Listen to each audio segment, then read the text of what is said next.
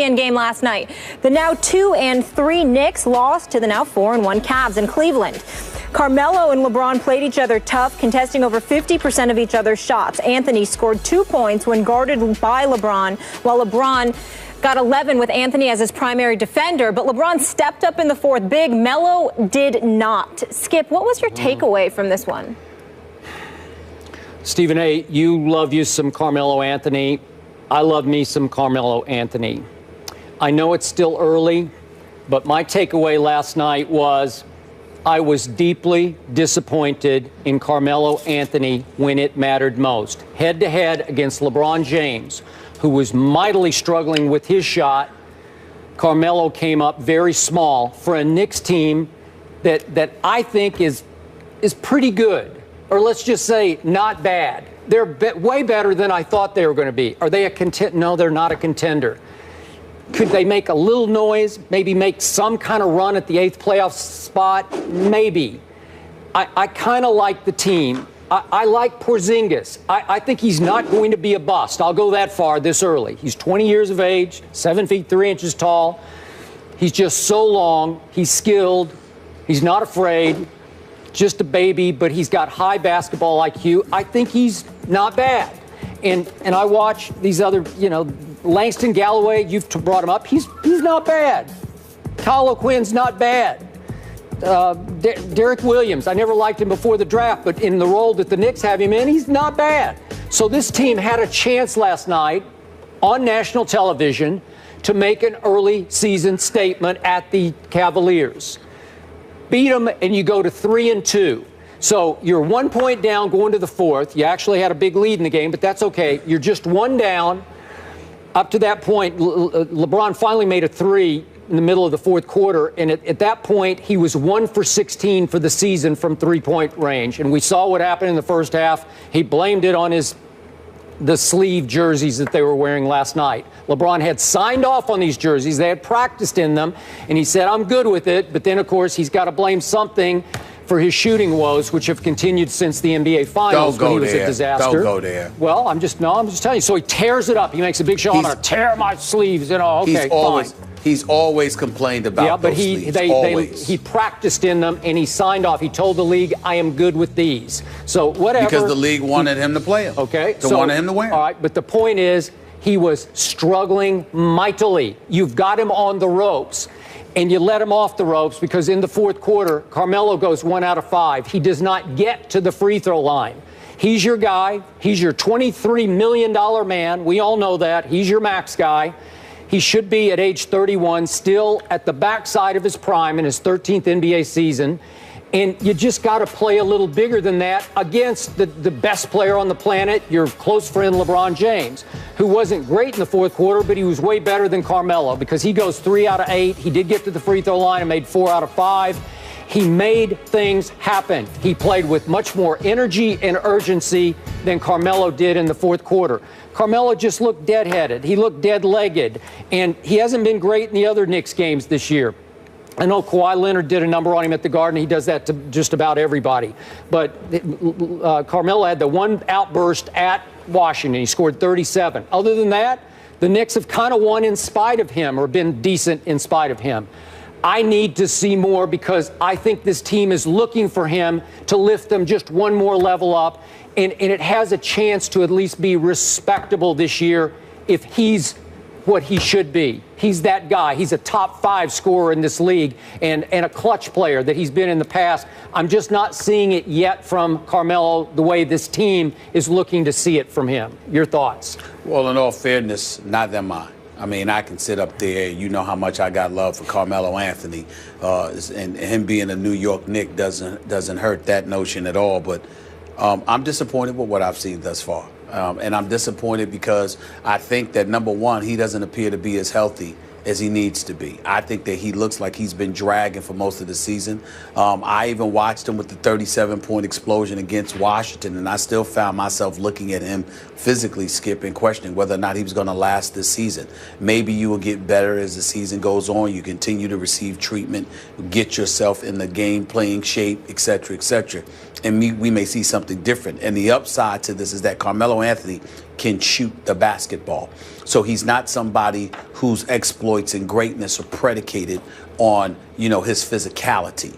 It's his ability, being 6'8" and about 240, and his ability to beat you from the outside is what can potentially make him lethal no matter what the situation is, because when he's making shots, what are you going to do about it? But I think what you saw last night in the fourth quarter when he was going up against LeBron James is that LeBron James is in better shape than him. So LeBron James can amp it up to another level, another notch, and really, really do whatever's necessary in order to lift his team to victory. I think we all look at Carmelo Anthony, and even though I'm not going to sit here and say that he's out of shape, Carmelo Anthony has never, ever, ever in his lifetime been in the kind of shape that a LeBron James is in. So I think that has something to do with it as well in terms of the lack of effectiveness last night, because Carmelo Anthony usually gives it to LeBron. Carmelo Anthony usually shows up and plays against LeBron James. I'm just not satisfied with what I'm seeing from him. You know how I'm feeling about the Knicks right now. Certainly they're playing better. Phil Jackson deserves a lot of credit for that because they're playing better. They're playing harder. Porzingis is not a bust. He's a 2 to 3 year project. There's an incredible upside to him, and I think that he'll be fine. But at the same time, when you've got Vujacic in your starting lineup, you got a problem. Jerry and Grant out of Notre Dame needs to learn how to shoot the basketball. Okay, Porzingis is giving you something. Robin Lopez is marginal. We all know this. And that's all you can go. I mean, what do you want me to go with? The Langston Galloways of the world, the Kyle O'Quinns, the Lance Thomases, the Derek Williams. These are serviceable players, decent players. But Carmelo Anthony doesn't have but so much to work with, which means he has to be in the kind of condition mentally and physically to carry this team. And he's not. So I'm not happy with what I've been seeing from him. I understand to some degree why that is. But at the same time, I got to tell you, they're not going to go very far unless Carmelo Anthony is a superstar. No doubt. And he doesn't look like a superstar right now. Okay. Are you suggesting he has not recovered from his knee issue of last year? I don't think he's fully recovered. Wow. I do not. I'm not saying that the injury is an issue, but I think the injury and the kind of setback it caused him conditioning-wise, I think there's a lot for him to overcome, because even when he didn't have these injuries, Skip, he wasn't known as some conditioning guru. Yeah. And so because of it, now you've got the injury, and then that scales you back. Yeah, you're rehabbing from the injury so you can get on the basketball court and play. But the kind of physical conditioning that you're accustomed to having before, it wasn't great. So why would it be great now? Yeah.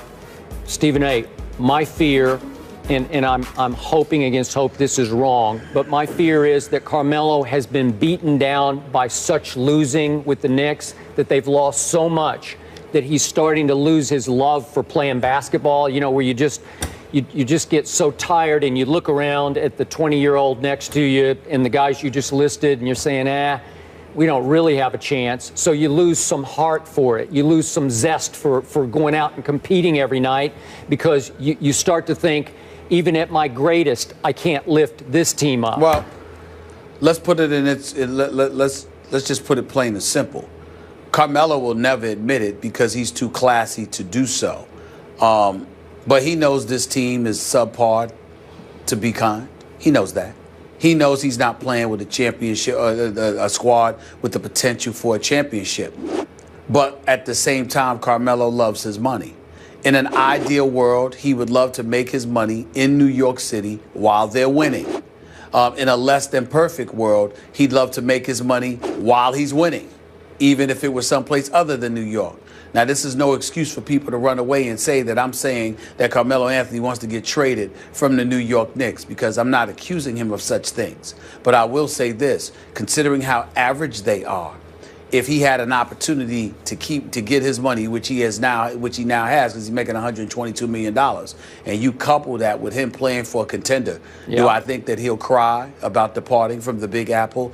Somehow, some way, I suspect he'll get over. Okay, but Knicks fans don't want to hear that this early in the season. They just think you're making $23 million this year. Earn your money. Just earn it. Which is why he won't say a word about it, and he probably ain't even thinking about it because it's too early in the season. Not to mention the fact that they do look better than they did last year. Yep. But at the same time, they're just not a championship contender. And when you're in a weak Eastern Conference and there's debates as to whether or not you will even make the playoffs, you are the epitome of sorry. And it just comes down to that. So that's a reality that he has to deal with. He wanted to take the money. He got the money. Nobody can knock him for that. But the price that came with that was staying with the team that's ions away from being a championship contender. And he's going to have to deal with that. And so are New York Knicks fans like myself. As sick to my stomach as it makes me for this team not to be competitive, I have to hold on to a little bit of hope. They do look better than they did last year, and they are playing harder. So I'll give them credit for that. But that's about all they're getting from me. All right, we'll leave it there. Friday, the Knicks host the Bucks at the Garden, and the Cavs are at home again against the Sixers. Tony Romo back at practice with the Cowboys. We're talking about practice. Don't miss Skip's interesting take on Big D's franchise. It better be good. Better be real interesting. You're going to get me interested?